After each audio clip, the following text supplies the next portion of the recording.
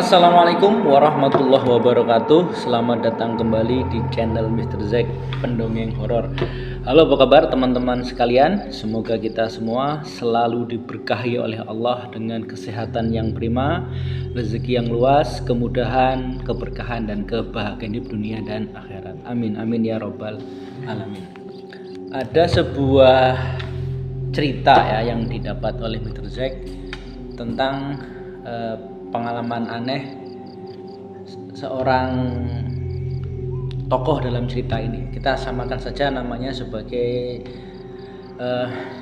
Mas Budi. Kisah ini terjadi sekitar tahun 2000 atau tahun 2001 gitu ya.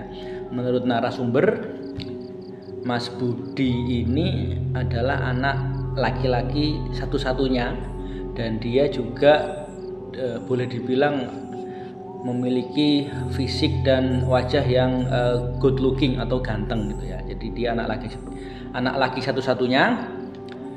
Karena dia anak laki satu-satunya, boleh dibilang lebih dimanja lah ya dibandingkan dengan kakak-kakaknya yang perempuan semua. Tahun 2000 ini Mas Budi ini menginjak lulus SMA dan kuliah gitu ya. Kisah ini terjadi di sebuah kota yang boleh dibilang hawanya tuh dingin gitu ya, kota yang terkenal dengan hawa dinginnya. Nah, karena dia asli di kota itu, maka dia tidak ke kos, dia hanya berangkat kampus kemudian pulang. Sampai suatu ketika 1 bulan setelah kuliah, setelah mulai settle untuk kuliah, Mas Budi ini minta kepada orang tuanya untuk membeli sepeda motor. Tahun 2000 kan sepeda motor boleh dibilang masih merupakan barang yang cukup mewah ya. Tidak semua orang itu naik sepeda motor ya, paling naik sepeda kayu atau naik angkutan umum. Nah, Mas Budi ini minta sepeda motor sampai memaksa sekali. Hanya saja pada waktu itu orang tua dari Mas Budi ini sedang tidak punya uang gitu ya, padahal Mas Budi ini maunya sepeda motor yang baru dari showroom, tidak mau yang second hand dan dengan merek tertentu yang pada waktu itu boleh dibilang harganya cukup mahal gitu ya, sepeda motor yang menggunakan kopling gitu. Sudah dibujuk untuk diganti dengan merek lain atau beli second hand atau mungkin nunggu berapa waktu, Mas Budi ini nggak mau ya, karena kecewa atau marah dengan orang tuanya. Maka Mas Budi ini pada malam harinya dia melarikan diri gitu ya. Dia melarikan diri dari rumah. Orang tuanya tahu pada kira-kira jam 9 atau jam 10 malam gitu ya, orang tuanya mau menawarkan makan karena makanan tidak disentuh. Diketok-ketok ke kamar, tidak ada jawaban. Setelah didobrak paksa, ternyata kamarnya dikunci. Mas Budi ini kabur melalui jendela ya. Diperkirakan kabur mungkin menjelang Isya atau sekitar jam-jam 8. Oke, sebelum kita lebih jauh ke cerita, seperti biasa Mr. Zack ingin mengucapkan banyak-banyak terima kasih bagi teman-teman yang sudah mendukung berkembangnya channel ini, yang sudah like, share, komen, dan subscribe. Hal jazaul ihsani ilal ihsan. Tidak ada suatu balasan atas kebaikan kecuali kebaikan itu sendiri. Bagi teman-teman yang sudah berbuat baik, semoga kebaikan teman-teman dibalas oleh Allah dengan kebaikan yang lebih baik lagi. Bagi teman-teman yang mendengarkan tapi belum subscribe, mohon subscribe dulu supaya Mr. Zack lebih bersemangat dalam membuat konten terbaru. Dan subscribe adalah merupakan sebuah kebaikan ya, insya Allah akan berbalik kebaikan untuk teman-teman sekalian. Oke, kita lanjut. Karena malam itu mengetahui anaknya kabur ya, orang tuanya Mas Budi ini kemudian minta tolong warga gitu ya. Tahun 2000 masih boleh dibilang media sosial tidak seperti sekarang, maka minta bantuan orang-orang sekitar ya, tetangga kanan kiri, kemudian melalui telepon rumah, apakah anaknya nginep di teman dekatnya ya. Nah, narasumber adalah salah satu sahabat yang sering kali bermain bersama. Jadi orang tuanya telepon ke si narasumber ini, Mas Budi apakah nginep di situ gitu. Nah, Mas Budi ternyata nggak ada di rumah narasumber ya. Ini mohon maaf, narasumber tidak ingin disebutkan namanya. Nah, carilah ya sama warga, sama tetangga. Sampai keesokan harinya ini belum ketemu gitu ya, belum ketemu. Kemudian ada rencana untuk melaporkan ke pihak kepolisian, tapi ada tarik ulur dari keluarga sendiri gitu ya. Ada yang mengatakannya namanya juga anak laki-laki, mungkin kecewa nggak dibelikan motor, istilahnya minggat sebentar nanti juga pulang lagi. Tapi ada yang bilang kalau lapor polisi itu menurut aturan SOP harus nunggu 1 kali 24 jam dan sebagainya lah. Tapi tetap mencari ya, keluarga besar dibantu tetangga dan warga sekitar. Sampai keesokan, ini 2 hari kemudian ya, jadi keesokan harinya atau 2 hari setelah minggatnya atau perginya Mas Budi ini, ada salah seorang tetangga yang pada waktu itu akan pergi bekerja. Beliau bekerja ini karena piket pagi, harus jam 6 harus sampai kantor, maka beliau ini berangkat kira-kira jam 5 atau setengah 6 lah. Ketika mengendarai sepeda motor, dia melihat ada seorang anak laki-laki ya, usia mahasiswa gitu, usia 18-17 tahun itu sedang berdiri bengong di pinggir jalan, dan yang mengherankan adalah, mohon maaf, tidak menggunakan pakaian, hanya menggunakan celana dalam saja. Padahal itu kondisi udara sangat dingin dan biasanya orang akan pakai baju tebal atau pakai jaket. Nah, si tetangga itu memperhatikan ini dari segi fisik itu kok kayak Mas Budi yang tetangganya yang 2 hari yang dianggap hilang atau kabur dari rumah ya. Berhentilah itu sepeda motor sama tetangga, kemudian diperhatikan, ternyata memang betul setelah didekati itu adalah Mas Budi. Ditanya, Mas Budi hanya diam saja, seperti bengong ya, seperti bengong, seperti diam gitu. Bahasa Jawanya seperti bocah suwung ya, seperti kosong pikirannya. Ditanya apapun nggak merespon gitu ya. Kemudian mulai banyak warga aktivitas di situ. Si tetangga ini mengatakan bahwa ini adalah tetangganya dia yang hilang dari rumah gitu ya. Ada yang mengatakan oh mungkin itu orang ODGJ gitu. Terus si tetangga itu membawa Mas Budi untuk kembali ke rumah. Oke, singkat cerita setelah kembali ke rumah itu Mas Budi ini masih bengong gitu ya, masih bengong, masih pikirannya masih kosong ya. Kadang nggak makan sama sekali sampai disuapin gitu ya. Pulang hanya dalam kondisi menggunakan celana dalam saja. Jadi bajunya yang lain itu kemana juga nggak diketahui gitu ya. Padahal kota itu adalah kota yang terkenal dengan udara yang sangat dingin.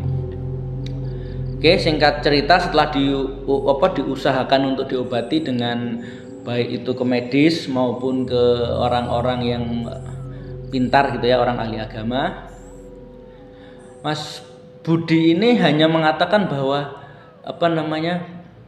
satu kata yang dia ucapkan itu adalah Bali atau pulang gitu ya, bahasa Jawa Bali.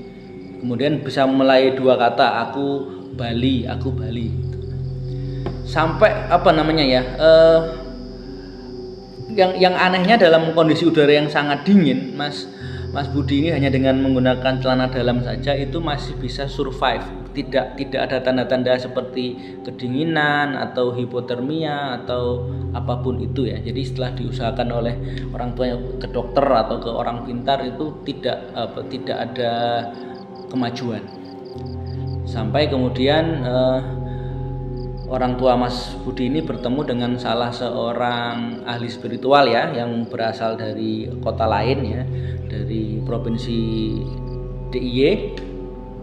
Setelah didatangi dan kemudian ahli agama atau ahli spiritual ini berkontemplasi gitu ya, berkontemplasi dengan bermunajat kepada Allah, ternyata kurang lebih ya, wallahu alam bisawab, ahli spiritual ini bisa melihat apa yang menyebabkan Mas Budi ini menjadi kosong pikirannya, seperti orang yang bisu atau ditanya apapun tidak menjawab, bahkan makan pun kalau tidak disuapin tidak makan. Jadi menurut si ahli spiritual ini, ketika malam hari Mas Budi itu kan marah ya, marah penuh kebencian, penuh amarah, penuh kekecewaan kepada orang tuanya, maka Mas Budi ini kan kabur ke luar rumah, di mana tahun 2000 kota tersebut boleh dibilang masih banyak tanah-tanah kosong dan masih banyak seperti hutan-hutan kecil. Mas Budi ini mau berjalan kaki ke rumah sahabatnya untuk menginap. Cuman ketika melewati sebuah hutan, ya di dunia nyata itu adalah hutan. Ketika dia lewat di situ, Mas Budi ini berkenalan dengan seseorang perempuan cantik gitu ya, perempuan cantik, dan itu adalah ya bisa ditebak ya itu bukan manusia gitu ya. Di dalam alam pikirannya Mas Budi yang penuh dengan kebencian, kekecewaan, amarah itu diputar balik atau dikondisikan bahwa hutan, tanah-tanah kosong, tanah-tanah perdu, rumput-rumput liar itu seperti sebuah rumah yang besar, dan Mas Budi ini dibujuk untuk menginap di rumah si perempuan tersebut. Ya, makanya Mas Budi ketika ditemukan itu hanya menggunakan celana dalam saja. Karena sempat makan dan minum ya, disuguhi makanan dan minum oleh makhluk tersebut, Mas Budi itu mau makan, karena malam hari kan dia kabur, dia belum makan malam. Ketika disuguhi makan oleh makhluk tersebut, Mas Budi ini sempat makan dan sempat minum. Maka ketika ditemukan ya, selain hanya menggunakan celana dalam saja, pikirannya menjadi seperti suwung gitu ya. Pikirnya seperti orang, seperti orang yang kosong, yang orang linglung gitu.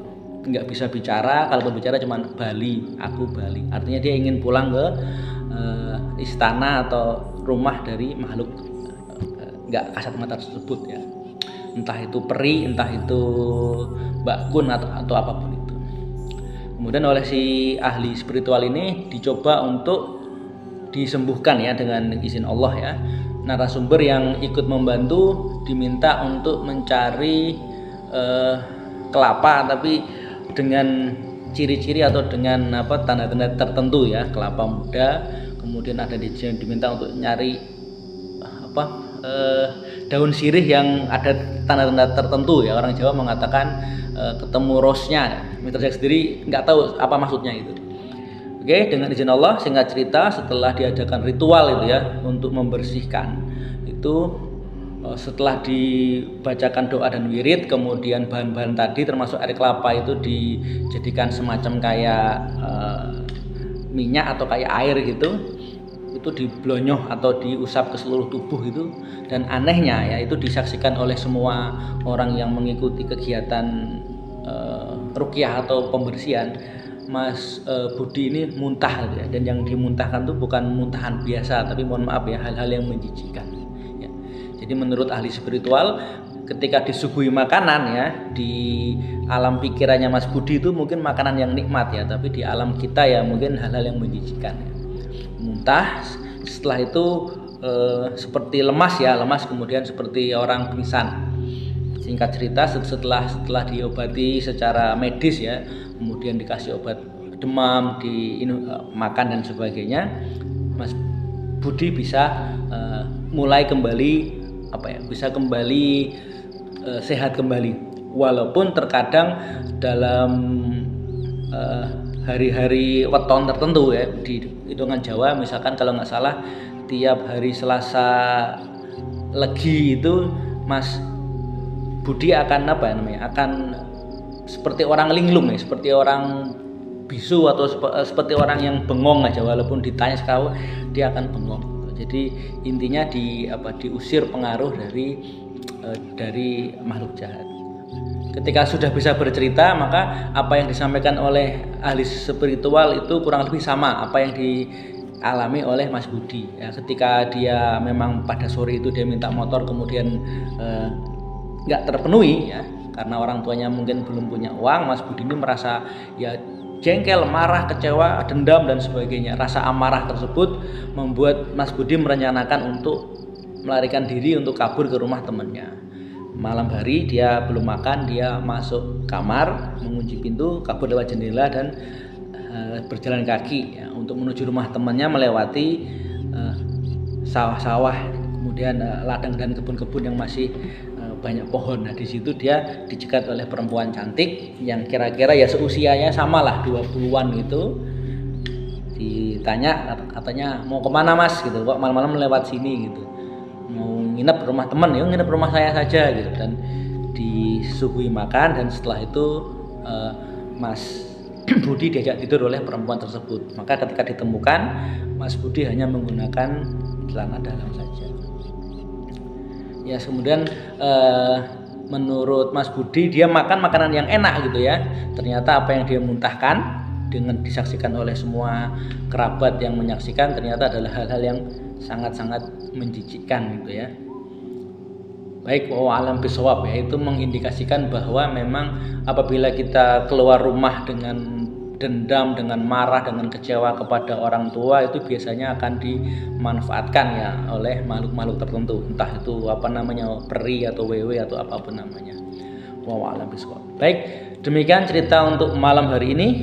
Semoga teman-teman terhibur. Sebelum itu saya pendongeng horor undur diri, sekali lagi ingin mengucapkan banyak-banyak terima kasih kepada teman-teman yang sudah mendukung berkembangnya channel ini, yang sudah like, share, komen, dan subscribe. Itu saya undur diri. Wassalamualaikum warahmatullahi wabarakatuh.